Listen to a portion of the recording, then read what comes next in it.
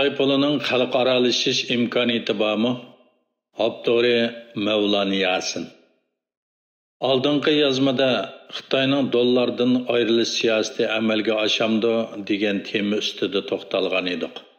Bugun biz bu temani to'liqlovchi Xitoy pulining xalqaralashish imkoniyati bormi degan mazmun haqida to'xtalaylik. Xitoy Tashqi periyod boshqarish idorasining bayonotchisi Wang Chunying 2023-yili 4-oyning 23-kuni birinchi fasllik axborot e'lon qilish yig'inida mundaq dedi. Xalq pulining chegara halqagan ishiltish nisbati davomli o'rlab 2022-yili 50% ga yaqinlashdi. Bu yil birinchi faslda texmo oshdi. Buningga ergishib Xitoy taratqullari qaynab ketdi. Amerikaning orqa o'ylisi bo'lgan Latin Amerikadan tartib energiya bazasi bo'lgan Afrika, O'rta Sharq, uningdan halqib Yevropa va Osiyo Tinch okeanigacha ko'plagan davlatlar dollarsizlashtirish programmasini planlashga yoki yo'lga qo'yishga boshlaydiganligini bildirdi. Xitoy taratqullari buningga misol ko'rsatib, Xitoy bilan Rossiya xalq pulini rostchot qilishni ilgari surdi.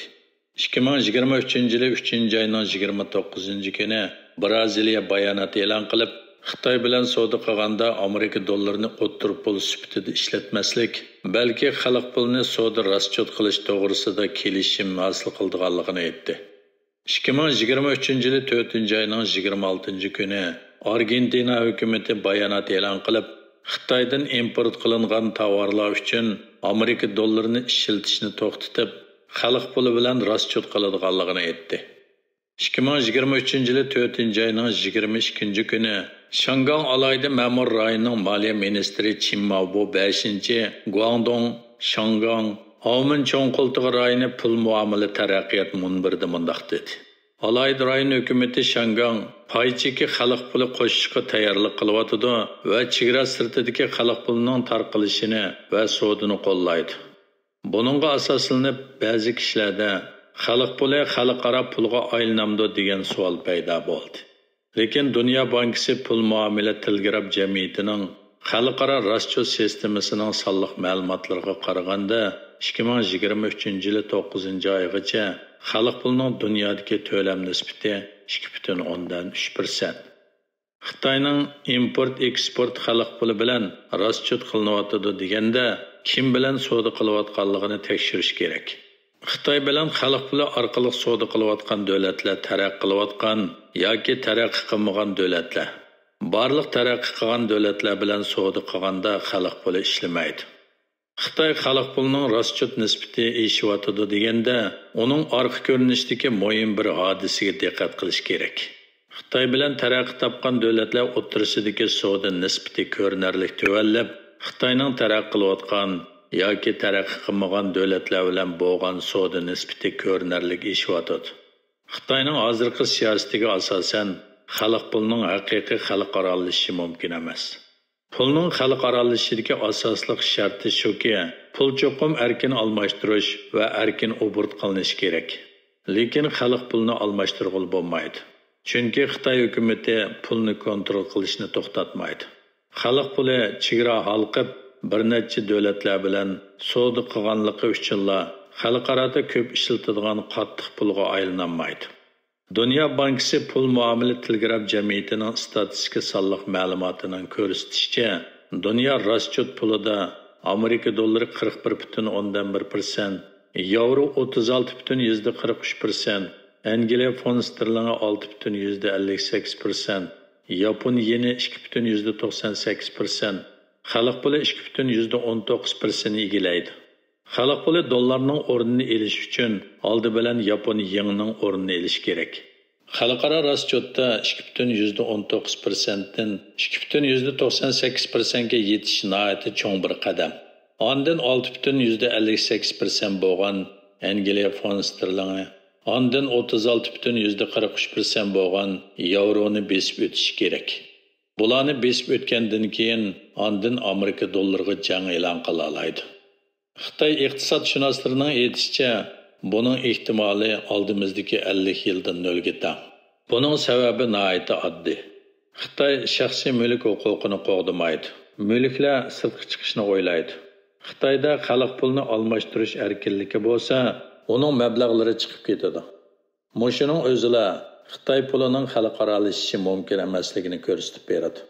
Masalan, Xitoy Rossiyadan tabiiy gaz va neftni sotib olganda Xitoy puli to'laydi. Ondan ruslar bu Xitoy pulini ishlatib, Xitoydan tayyor mahsulotlarni sotib oladi. Lekin ruslar xalq pulini ishlatib boshqa davlatlarga berib, narsa kerak sotib olishi intayin tas.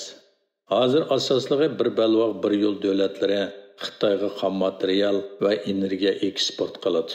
Ondan Xitoy ba'zi tovarlarni yoki mulozimatlarni bu davlatlarga eksport qiladi. Ondan Xitoy puli bilan raschot qiladi. Biroq xalqarodagi yuqori fan texnikalik mahsulotlar, oliy darajalik materiallar, cho'ng tipdagi mashinalar va nozik uskunlar qatorliqlar savdolarda dollar, uningdan qolsa yevro raschoti yetakchilik qiladi. Xitoy pulining haqiqiy qimmatini orqasidagi g'oyat zo'r dollar tashqi perevod tirab turadi. Agar 3 trillion 100 milliard dollar tashqi perevodning asosi yo'qolib ketsa, Xitoy puli keraksiz qog'ozga aylanadi. Haqiqiy ahvol bo'lsa, Xitoyning 2 trillion 800 milliard dollar tashqi qarzi bor. Buni to'laydigan pul. Shuning uchun Xitoyning tashqi perevod zapisi amaliyotda taxminan 300 milliard. Bu xalq pulining xalqaralashishida yetarli emas. Shuning uchun Xitoyning import-eksport savdosida ba'zi davlatlarning Xitoy pulini ishlatishi Xitoy pulining xalqaralashishidan derak bermaydi.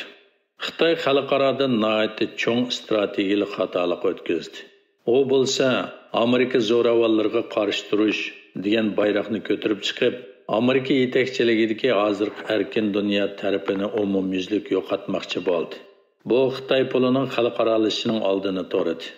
Xitoy dunyo doirasida Amerikaga qarshi siyosiy harakat va muhim tadbirlarni qo'llandi. Masalan, Osiyo Tinch okean rayonlarida Shanxay hamkorlik tashkiloti, dunyo miqyosida Kesak oltin tashkiloti, O'rta va Sharqiy Yevropa davlatlari bilan o'yat qo'shilgan bir iqtisod savdo guruhi, yana bir balvoq bir yo'l vositasi orqali yer shari bo'yicha Amerikaga qarshi ittifoq qurib chiqishga intildi. Bu Xitoyning xalqaro vaziyatga butunlay xato hukm qilish bilan qo'llangan intayin cho'ng strategik xato tadbir. Albatta, dunyoda Amerikani yoqtirmaydigan davlat va hokimiyatlar bor. Lekin ularning Xitoy bilan birlashib, Amerikaga qarshi iqtisodiy tashkillash orzusi va iqtidori yo'q. Chunki asos tuzum va qimmat qarshi jihatda Amerika dunyodagi ko'p davlatlarning e'tirof qilishiga erishdi. Bularning ichida nurg'unlarini Xitoy o'z yinimizga tortib akeldiq degan davlatlar. Masalan, Kesak oltin davlatlar va Shanxay hamkorlik tashkilotida Xitoy Hindistonni o'ziga o'xshash Amerikaga qarshi kuchli kayfiyati bor, G'arbga qarshi alohida tarix va siyosiy an'ana bor deb hisoblab, Shanxay hamkorlik tashkiloti va Kesak oltin davlatlar tashkilotiga akirib oldi. Hozir Hindiston bu ikki tashkilotning intayin muhim a'zosi. Hindiston Xitoy pulining xalqaralashishini xohlamaydi. O'rta Osiyodagi davlatlarmi Xitoyga qarshi emas. Shuning bilan bir vaqtda Amerikaga qarshi safga kirmaydi. Bu omillarni yig'ib analiz qilganda Xitoy pulining dollarning o'rnini elishi oldimizdagi 50 yilda faqat bir g'oyibona manzara xolos.